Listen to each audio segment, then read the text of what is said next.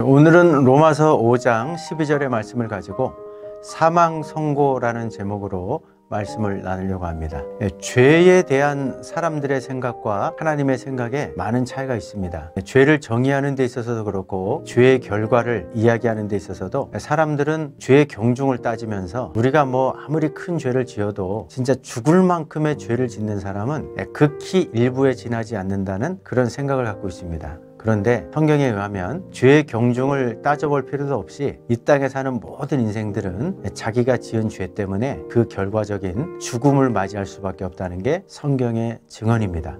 사람은 내가 사지 멀쩡하게 지금도 살아 숨쉬고 있는데 죄 지은 인생들은 영적으로 이미 죽은 상태, 사형 선고가 내려진 상태라는 이런 성경의 증언을 굉장히 거부감을 갖고 반응을 합니다. 아니, 내가 여전히 호흡하고 있고 심장이 박동하고 있는데 이렇게 사지 멀쩡하게 여전히 움직이며 활동하고 있는데 왜 성경은 범죄한 인생들, 육신적으로는 살아있는 것 같지만 영적으로는 죽었다고 선언하는 걸까요? 그거는 다른 게 아닙니다.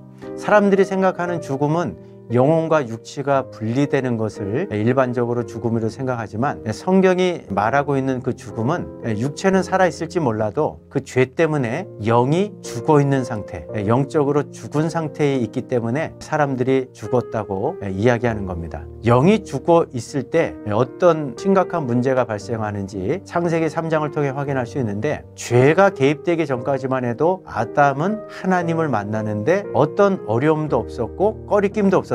영이 살아있었기 때문입니다. 그런데 죄를 짓는 순간 아담의 영이 죽어버렸습니다. 그래서 영이 죽은 아담은 더 이상 하나님이 반가운 존재가 아니라 낯설고 두려운 존재가 됐고 또 하나님과 만나서 소통할 수 있는 모든 채널, 그런 모든 창구가 다 막혀버렸기 때문에 하나님으로부터 분리되고 단절될 수밖에 없었습니다. 바로 이것이 하나님과의 완전한 분리와 단절이 영적인 죽음의 치명적인 결과인데 이렇게 영이 죽게 되면은 또 로마서 3장의 그 증언처럼 하나님을 찾을 수도 없고 하나님을 만날 수도 없습니다. 하나님의 가르침을 깨달을 수도 없고 오로지 자기 욕심과 정욕을 따라서 온갖 종류의 죄를 지으며 살 수밖에 없다는 것이 성경의 증언이죠. 그러다 보니까 성경은 범죄한 인생들에게 가장 긴급하고 중요한 해결해야 될 과제는 좀 더 편안하게 잘 먹고 잘 사는 것, 부귀영화를 누리는 것, 또 장수하고 입신양명에서 성공하는 것, 이것이 아니라 죽은 영이 살아나는 것, 다시 태어나는 것, 거듭나는 것이 가장 중요한 문제라는 것을 예수님께서 말씀해 주셨습니다.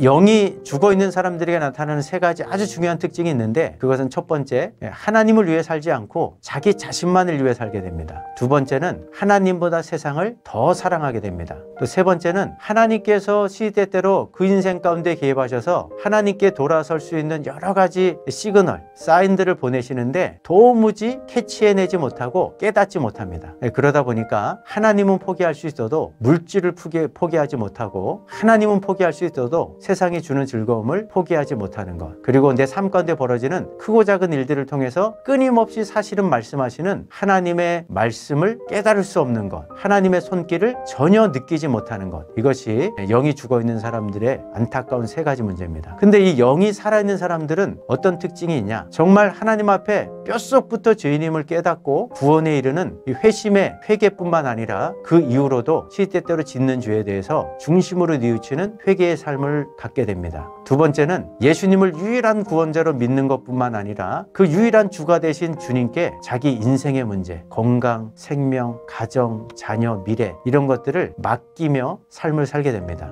마지막 세 번째는 이 천국에 대한 확신과 소망이 있기 때문에 참된 인생의 가치관과 변화를 근본적으로 경험하게 됩니다. 그래서 더 이상 세상 것을 부러워하지 않고 세상에 마음을 빼앗기지 않고 하나님이 기뻐하시는 영생의 가치를 위해서 시간과 또 주신 재능을 또 자신이 가진 것들을 선용하며 살게 되는 것, 이것이 성령으로 거듭난 사람, 영이 살아있는 사람들에게 나타나는 아주 중요한 특징입니다.